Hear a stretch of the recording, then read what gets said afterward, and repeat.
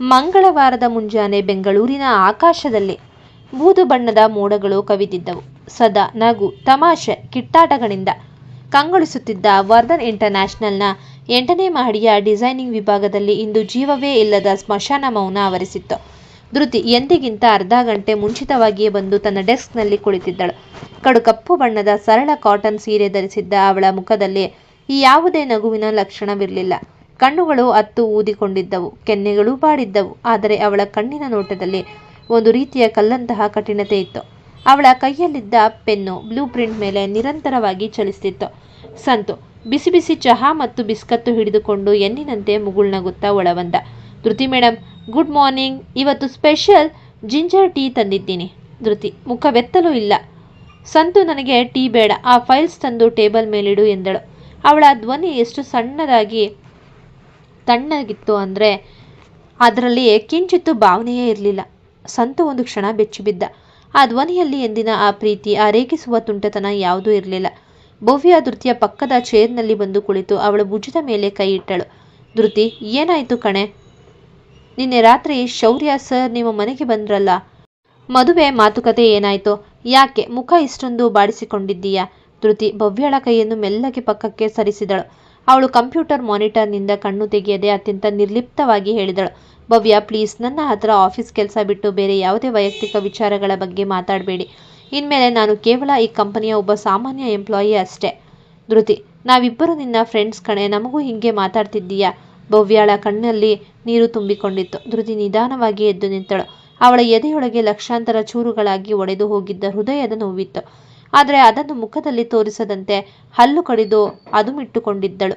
ನಾನು ಇರುವುದೇ ಹೀಗೆ ಭವ್ಯ. ಧೃತಿಯ ಧ್ವನಿಯಲ್ಲಿ ಕಲ್ಲಿನಂತಹ ದೃಢತೆ ಇತ್ತು. ನಾನು ಈ ಕಂಪನಿಯಲ್ಲಿ ಜಾಯ್ನ್ ಆದಾಗ ಸೈನ್ ಮಾಡಿರೋ ಆ 1 ವರ್ಷದ ಲೀಗಲ್ ಅಗ್ರಿಮೆಂಟ್ ಮುಗಿಯೋವರೆಗೂ ಇಲ್ಲಿ ಪ್ರಾಮಾಣಿಕವಾಗಿ ಕೆಲಸ ಮಾಡ್ತೀನಿ. ಆ ಅಗ್ರಿಮೆಂಟ್ ಮುಗಿದ ಮರುಕ್ಷಣವೇ ನಾನು ಈ ಕಂಪನಿಯನ್ನು ಮಾತ್ರವಲ್ಲ, ಈ ಬೆಂಗಳೂರು ಊರನ್ನೇ ಶಾಶ್ವತವಾಗಿ ಬಿಟ್ಟು ಎಲ್ಲೋ ದೂರದ ಹಳ್ಳಿಗೆ ಹೊರಟು ಹೋಗ್ತೀನಿ. ಇಲ್ಲಿ ಯಾರ ಜೊತೆಯೂ ನನಗೆ ಯಾವುದೇ ಸಂಬಂಧ ಬೇಡ. ಧೃತಿಯ ಈ ಕಟುವಾದ ನಿರ್ಧಾರವನ್ನು ಕೇಳಿ ಭವ್ಯ ಮತ್ತು ಸಂತು ಇಬ್ಬರು ಸ್ತಬ್ಧರಾಗಿ ನಿಂತು ಹೋದರು. ಇತ್ತ 50ನೇ ಮಹಡಿಯ ವಿಶಾಲವಾದ ಸಿಇಒ ಕ್ಯಾಬಿನ್ನಲ್ಲಿ ಶೌರ್ಯನ ಸ್ಥಿತಿ ನರಕ ಸದೃಶವಾಗಿತ್ತು. ರಾತ್ರಿ ಇಡೀ ನಿದ್ದೆ ಇಲ್ಲದೆ ಕಣ್ಣೀರಿನಲ್ಲೇ ಕಳೆದಿದ್ದ ಶೌರ್ಯನ ಕಣ್ಣುಗಳು ರಕ್ತದಂತೆ ಕೆಂಪಗಾಗಿದ್ದವು. ಅವನು ತನ್ನ ಕೋಟ್ ಕಳಚಿ ಸೋಫಾದ ಮೇಲೆ ಎಸೆದಿದ್ದ. Shirt collar ಹರಿದುಕೊಂಡಿತ್ತು. ಅವನು ಕ್ಯಾಬಿನ್ನ ಒಂದು ತುದಿಯಿಂದ ಇನ್ನೊಂದು ತುದಿಗೆ ಹುಚ್ಚು ಸಿಂಹದಂತೆ ಅಡ್ಡಾಡುತ್ತಿದ್ದ. ಕಳೆದ 15 ದಿನಗಳಿಂದ ಧೃತಿಯನ್ನು ತನ್ನ ಜೀವಕ್ಕಿಂತ ಹೆಚ್ಚಾಗಿ ಹಚ್ಚಿಕೊಂಡಿದ್ದ ಶೌರ್ಯನಿಗೆ ಅವಳ ಆ ಮೌನ, ಅವಳ ಆ ತಿರಸ್ಕಾರ ಎದೆಯನ್ನು ಕತ್ತರಿಯಂತೆ ಸೀಳುತ್ತಿತ್ತು. ಅವಳು ಆ ರಾತ್ರಿ ತನ್ನ ಕಣ್ಣೆದುರೇ ಗುಲಾಬಿ ಹೂಗಳನ್ನು ನೆಲಕ್ಕೆಸೆದದ್ದು, ತಾರಾಳ ನೆನಪನ್ನು ಮರೆಸೋಕೆ ನನ್ನನ್ನು ಬಳಸಿಕೊಳ್ತಿದ್ದೀರಾ ಎಂದ ಆ ಮಾತುಗಳು ಅವನ ಕಿವಿಯಲ್ಲಿ ನಿರಂತರವಾಗಿ ಕುಡಿಯುತ್ತಿದ್ದವು.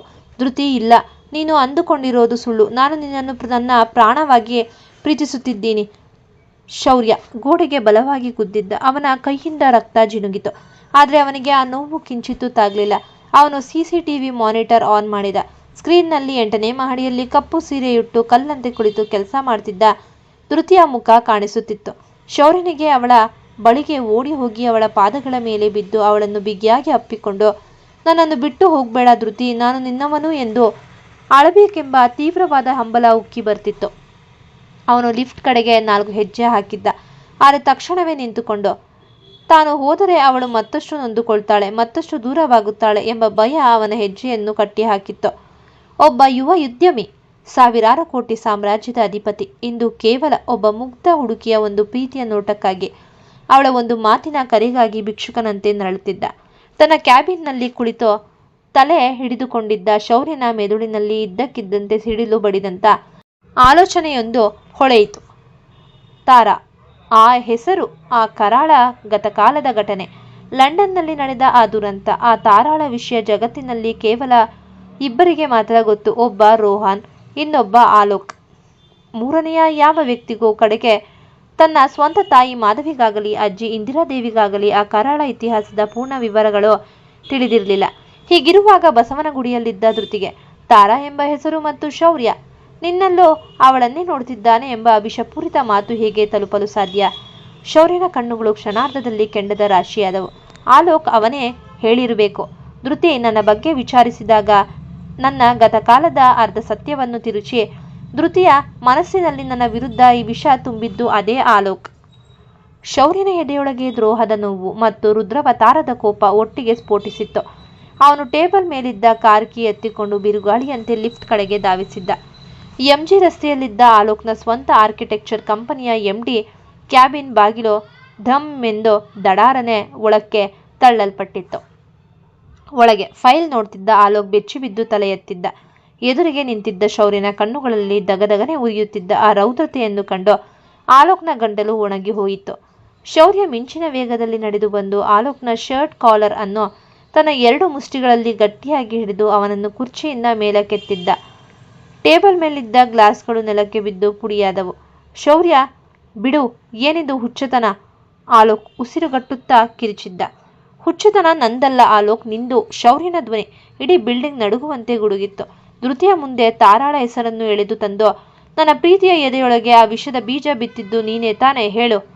ಆಲೋಕ್ ಶೌರ್ಯನ ಕಣ್ಣುಗಳಲ್ಲಿದ್ದ ಆ ಅತಿಯಾದ ನೋವು ಮತ್ತು ದ್ರೋಹದ ಆಕ್ರೋಶವನ್ನು ಕಂಡು ಒಂದು ಕ್ಷಣ ಮುಖ ತಿರುಗಿಸಿಕೊಂಡ.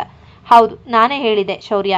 ನಿನ್ನೆ ಧೃತಿ ಅಳುತ್ತಾ ಕೆಫೆಯಲ್ಲಿ ಕುಳಿತಿದ್ದಳು. ನೀನು ಮನೆಗೆ ಬರ್ತೀನಿ ಅಂತ ಮಾತು ಕೊಟ್ಟು ಬಾರದೆ ಅವಳ ಸ್ವಾಭಿಮಾನವನ್ನು ತುಳಿದಿದ್ದೆ. ಲಂಡನ್ನಲ್ಲಿ ತಾರಾ ಜೊತೆ ನೀನು ಮಾಡಿದ್ದು ಅದನ್ನೇ. ನಿನ್ನ ಅಹಂಕಾರ ಮತ್ತು ಅಧಿಕಾರ ಚಲಾಯಿಸೋ ಬುದ್ಧಿ ಧೃತಿಯ ಬದುಕನ್ನು ಹಾಳು ಮಾಡಬಾರದು ಅಂತ ನಾನು ಸತ್ಯ ಹೇಳಿದೆ. ಆಲೋಕ್ನ ಮಾತನ್ನು ಕೇಳಿದ ಶೌರ್ಯ ಕಾಲರ್ ಬಿಟ್ಟು 2 ಹೆಜ್ಜೆ ಹಿಂದಕ್ಕೆ ಸರಿದು ಕಟುವಾಗಿ ನಕ್ಕನು. ಆ ನಗುವಿನಲ್ಲಿ ಅಪಾರವಾದ ಆಕ್ರೋಶ ಮತ್ತು ಹತಾಶೆ ಇತ್ತು. ಅರ್ಧಂಬರ್ಧ ವಿಷಯಗಳನ್ನು ಸತ್ಯ ಅಂತ ನಂಬಿ ಮಾತಾಡೋದು ನಿನ್ನ ಹಳೆಯ ಚಾಳಿ ಆಲೋಕ್. ಶೌರ್ಯನ ಧ್ವನಿ ಸಿಟ್ಟಿನಿಂದ ಗಡುಸಾಯಿತು. ಲಂಡನ್ನಲ್ಲಿ ನನಗೂ ತಾರಗೂ ಮಧ್ಯೆ ಏನಾಯ್ತು? ನಾನೇಕೆ ಅವಳಿಂದ ದೂರ ಆದೆ ಅನ್ನೋ ಪೂರ್ತಿ ಹಿನ್ನೆಲೆ ನಿನಗೆ ಗೊತ್ತಾ? ಅಲ್ಲಿ ನಡೆದದ್ದನ್ನು ನಿನ್ನದೇ ಕಣ್ಣಿನಿಂದ, ನಿನ್ನದೇ ಲಿಮಿಟೆಡ್ ಬುದ್ಧಿಯಿಂದ ಜಡ್ಜ್ ಮಾಡಿ ಇವತ್ತು ಧೃತಿಯ ಹತ್ತಿರ ಹೋಗಿ ಬಾಯಿಗೆ ಬಂದ ಹಾಗೆ ಕತೆ ಕಟ್ಟಿದ್ದೀಯಲ್ಲ, ನಿನಗೆ ನಾಚಿಕೆ ಆಗಲ್ವಾ?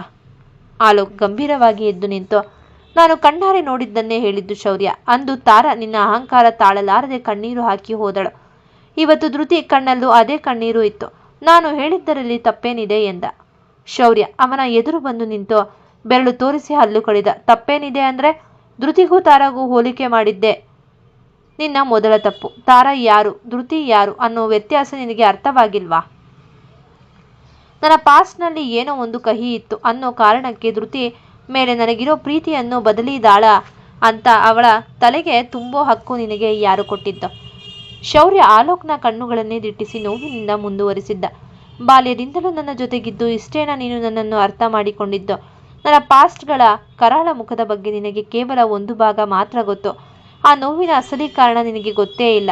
ಅದನ್ನು ನಿನಗೆ ವಿವರಿಸೋ ಅಗತ್ಯವೂ ನನಗಿಲ್ಲ. ಆದರೆ ನನ್ನ ಮತ್ತು ಧೃತಿಯ ಮಧ್ಯೆ ನೀನು ಮಾಡಿದ ಈ ಅನಾಹುತಕ್ಕೆ ಎಂದಾದರೂ ಒಂದು ದಿನ ನೀನು ಪಶ್ಚಾತ್ತಾಪ ಪಡ್ತೀಯ? ಆಲೋಕ್ ಶೌರ್ಯನ ಕಣ್ಣುಗಳಲ್ಲಿದ್ದ ಆ ಅಪಾರವಾದ ನೋವು ಮತ್ತು ದೃಢತೆಯನ್ನು ನೋಡಿ ಒಂದು ಕ್ಷಣ ಮೌನನಾದ.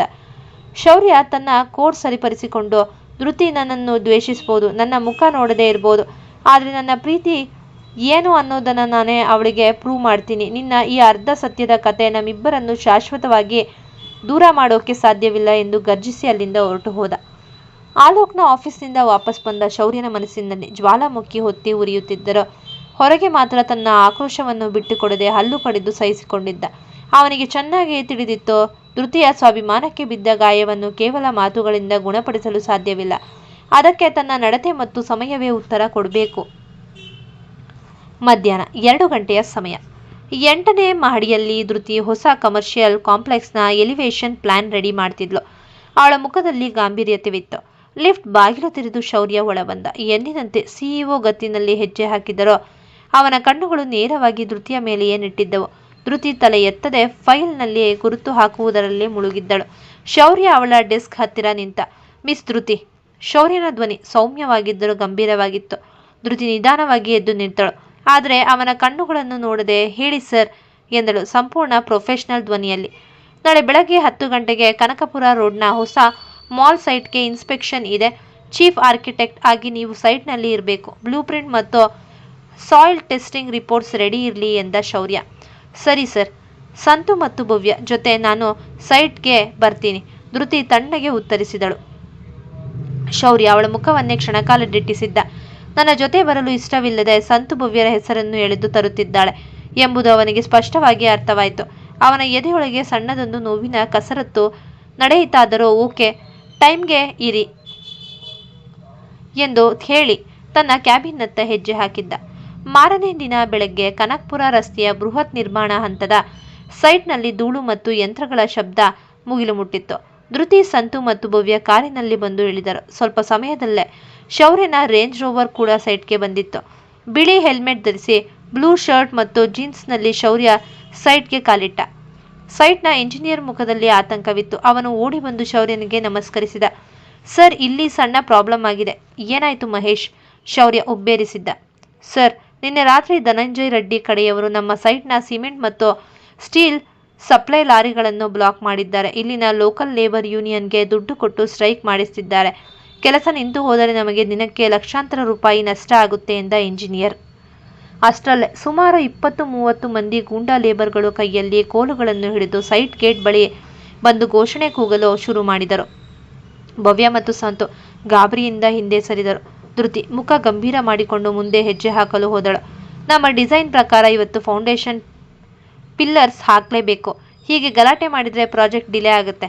ಆದರೆ ಶೌರ್ಯ ತಕ್ಷಣವೇ ತನ್ನ ಕೈ ಚಾಚಿ ಧೃತಿಯನ್ನು ತನ್ನ ಬೆನ್ನ ಹಿಂದೆ ಎಳೆದುಕೊಂಡ. ಧೃತಿ, ಹಿಂದೆ ನಿಲ್ಲು. ಶೌರ್ಯನ ಧ್ವನಿಯಲ್ಲಿ ಕಟ್ಟುನಿಟ್ಟಿನ ಆಜ್ಞೆ ಇತ್ತು. ಇದು ಲೇಬರ್ ಪಾಲಿಟಿಕ್ಸ್. ಇಲ್ಲಿ ರೌಡಿಸಂ ನಡೆಯುತ್ತೆ. ನೀನು ಮುಂದೆ ಹೋಗಬೇಡ.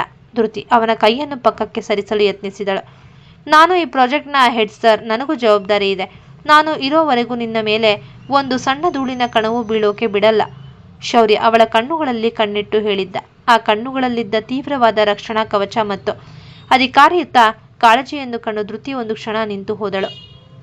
ಶೌರ್ಯ ಹೆಲ್ಮೆಟ್ ಸರಿಪಡಿಸಿಕೊಂಡು ನೇರವಾಗಿ ಆ ಗುಂಡಾ ಲೇಬರ್ ಲೀಡರ್ ಎದುರು ನಡೆದು ಹೋದ. ಅವನ ಹೆಜ್ಜೆಗಳಲ್ಲಿ ಕಿಂಚಿತ್ತೂ ಭಯವಿರಲಿಲ್ಲ. ಬದಲಿಗೆ ಎದುರಾಳಿಯನ್ನು ಅಡಗಿಸುವ ದರ್ಪವಿತ್ತು. ಯಾರ ಸೂಚನೆ ಮೇಲೆ ಕೆಲಸ ನಿಲ್ಲಿಸಿದ್ದೀರಾ? ಶೌರ್ಯನ ಧ್ವನಿ ಸೈಟ್ನಲ್ಲಿದ್ದ ಮೈಕ್ನಂತೆ ಮೊಳಗಿತ್ತು. ಲೇಬರ್ ಲೀಡರ್ ಮುಂದೆ ಬಂದು ನಮಗೆ ದಿನಗೂಲಿ ಜಾಸ್ತಿ ಮಾಡಬೇಕು, ಇಲ್ಲ ಅಂದರೆ ಈ ಜಾಗದಲ್ಲಿ ಒಂದು ಇಟ್ಟಿಗೆಯೂ ಇಡೋಕೆ ಬಿಡಲ್ಲ ಎಂದು ಧಮಕಿ ಹಾಕಿದ. ಶೌರ್ಯ ತನ್ನ ಫೋನ್ ಹೊರತೆಗೆದು ಸಿಟಿ ಪೊಲೀಸ್ ಕಮಿಷನರ್ ಮತ್ತು ಲೇಬರ್ ಮಿನಿಸ್ಟರ್ಗೆ ನೇರ ವಿಡಿಯೋ ಕಾಲ್ ಕನೆಕ್ಟ್ ಮಾಡಿದ. ಕಮಿಷನರ್ ಸರ್, ಕನಕ್ಪುರ ಸೈಟ್ನಲ್ಲಿ ಧನಂಜಯ್ ರೆಡ್ಡಿ ಕಳಿಸಿರೋ ಕೆಲವರು ಕಾನೂನು ಬಾಹಿರವಾಗಿ ಸೈಟ್ ಆಕ್ಯುಪೈ ಮಾಡೋಕೆ ಟ್ರೈ ಮಾಡ್ತಿದ್ದಾರೆ. ವಿಡಿಯೋ ಲೈವ್ ಇದೆ. ತಕ್ಷಣ 2 ಜೀಪ್ ಫೋರ್ಸ್ ಕಳಿಸಿ. ಈ 20 ಜನರ ಮೇಲೂ NDPS ಮತ್ತು ಎಕ್ಸ್ಟಾರ್ಷನ್ ಕೇಸ್ ಬುಕ್ ಮಾಡಿ ಎಂದು ಶೌರ್ಯ ತಣ್ಣಗೆ ನುಡಿದ. ಪೊಲೀಸ್ ಕಮಿಷನರ್ ಧ್ವನಿ ಕೇಳುತ್ತಿದ್ದಂತೆ ಆ ಲೇಬರ್ ಲೀಡರ್ನ ಮುಖದ ಬಣ್ಣ ಬದಲಾಯಿತು. ಧನಂಜಯ್ನ ಕಡೆಯವರು ಮೆಲ್ಲಗೆ ತಮ್ಮ ಕೋಲುಗಳನ್ನು ಕೆಳಗೆ ಹಾಕಿ ಅಲ್ಲಿಂದ ಜಾಗ ಖಾಲಿ ಮಾಡಲು ಶುರು ಮಾಡಿದ್ರು. 5 ನಿಮಿಷದಲ್ಲಿ ಸೈಟ್ ಸಂಪೂರ್ಣವಾಗಿ ಶಾಂತವಾಗಿತ್ತು. ಕೆಲಸಗಾರರು ಮತ್ತೆ ಕೆಲಸಕ್ಕೆ ಹಾಜರಾದರು. ಮಧ್ಯಾಹ್ನದ ಬಿಸಿಲು ಹೆಚ್ಚಾದಾಗ ಎಲ್ಲರೂ ಸೈಟ್ನ ತಾತ್ಕಾಲಿಕ ಕಂಟೈನರ್ ಆಫೀಸ್ ಒಳಗೆ ಬಂದರು. ಧೃತಿ ಫ್ಯಾನ್ ಕೆಳಗೆ ನಿಂತು ನೀರು ಕುಡಿಯುತ್ತಿದ್ದಳು. ಅವಳ ಹಣೆಯ ಮೇಲೆ ಬೆವರಿನ ಹನಿಗಳು ಮೂಡಿದ್ದವು. ಶೌರ್ಯ ಟಿಶ್ಯೂ ಬಾಕ್ಸ್ ತಂದು ಅವಳ ಕೈಗೆ ಕೊಟ್ಟ. ಮುಖ ಒರೆಸ್ಕೋ ಧೃತಿ, ಬಿಸಿಲು ಜಾಸ್ತಿ ಇದೆ. ಧೃತಿ ಟಿಶ್ಯೂ ತೆಗೆದುಕೊಂಡಳು. ಆದರೆ ಥ್ಯಾಂಕ್ಸ್ ಎಂದು ಮಾತ್ರ ಹೇಳಿ ಪಕ್ಕಕ್ಕೆ ಸರಿದಳು. ಶೌರ್ಯ ಅವಳ ಹತ್ತಿರ ಬಂದು ಅತ್ಯಂತ ಕೆಳದನಿಯಲ್ಲಿ ಕೇಳಿದ, ನೀನು ಎಷ್ಟು ದಿನ ನನ್ನ ಜೊತೆ ಹೀಗೆ ಅಪರಿಚಿತರ ಇರ್ತೀಯ ಧೃತಿ? ಆಫೀಸ್ನಲ್ಲಿ, ಇಲ್ಲಿ ಸೈಟ್ನಲ್ಲಿ ನನ್ನ ಮುಖವನ್ನೇ ನೋಡದೆ ತಪ್ಪಿಸಿಕೊಳ್ತಿದ್ದೀಯಾ? ನನ್ನ ಪ್ರೀತಿ ನಿನಗೆ ಅಷ್ಟೊಂದು ಕೀಳಾಗಿ ಕಾಣಿಸ್ತಾ? ಧೃತಿ ಅವನ ಕಣ್ಣುಗಳನ್ನು ದಿಟ್ಟಿಸಿದ್ದಳು. ಅವಳ ಎದೆಯಲ್ಲಿ ಇನ್ನೂ ಆ ತಾರಾಳ ವಿಚಾರದ ನೋವು ಹಸಿಯಾಗಿಯೇ ಇತ್ತು. ಶೌರ್ಯ ಸರ್, ನನ್ನ ಸ್ವಾಭಿಮಾನಕ್ಕೆ ಬೆಲೆ ಇಲ್ಲದ ಜಾಗದಲ್ಲಿ ನಾನು ಕೇವಲ ಕೆಲಸಕ್ಕಷ್ಟೇ ಸೀಮಿತವಾಗಿರ್ತೀನಿ. ನಿಮ್ಮ ವೈಯಕ್ತಿಕ ಭಾವನೆಗಳನ್ನು ನಮಗೇನೋ ತೋರಿಸ್ಬೇಡಿ. ನನ್ನ ಅಗ್ರಿಮೆಂಟ್ ಮುಗಿಯೋವರೆಗೂ ನನ್ನ ಕರ್ತವ್ಯ ನಾನು ಮಾಡ್ತೀನಿ ಎಂದಳು ಕಟುವಾಗಿ. ಶೌರ್ಯ ಅವಳ ಮುಖವನ್ನೇ ನೋಡುತ್ತಾ, ಸರಿ ಧೃತಿ, ನಿನ್ನ ಈ ಮುನಿಸು, ನಿನ್ನ ಈ ಕೋಪವನ್ನೇ ನಾನು ನನ್ನ ತಪಸ್ಸಾಗಿ ಸ್ವೀಕರಿಸ್ತೀನಿ.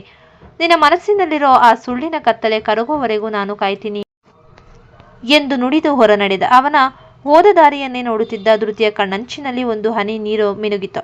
ಇಬ್ಬರ ನಡುವಿನ ಪ್ರೇಮದ ಅಗ್ನಿ ಪರೀಕ್ಷೆ ದಿನದಿಂದ ದಿನಕ್ಕೆ ಇನ್ನಷ್ಟು ಕಠಿಣವಾಗ್ತಿತ್ತು. ಮುನಿಸಿನ ಮರೆಯಲ್ಲಿ ಕರಗುತ್ತಿದೆ ಜೀವ. ಕಣ್ಣೀರ ಹನಿಯೊಳು ಅಡಗಿದೆ ಒಲವು. ಕಾಲದ ಪರೀಕ್ಷೆಗೆ ಸಿಲುಕಿದೆ ಎದೆಗೆ. ಸತ್ಯದ ಬೆಳಕೆ ತರಲಿ ಹೊಸ ಗೆಲುವು. ಈ ಕತೆ ನಿಮಗೆ ಇಷ್ಟವಾಗಿದ್ದಲ್ಲಿ ಕಥೆಯನ್ನು ವೀಕ್ಷಿಸಿದ ನಂತರ ದಯಮಾಡಿ ನಮ್ಮ ಚಾನೆಲ್ಗೆ ಶೇರ್ ಮಾಡಿ, ಲೈಕ್ ಮಾಡಿ ಮತ್ತು ಸಬ್ಸ್ಕ್ರೈಬ್ ಮಾಡಿ. ಧನ್ಯವಾದಗಳು.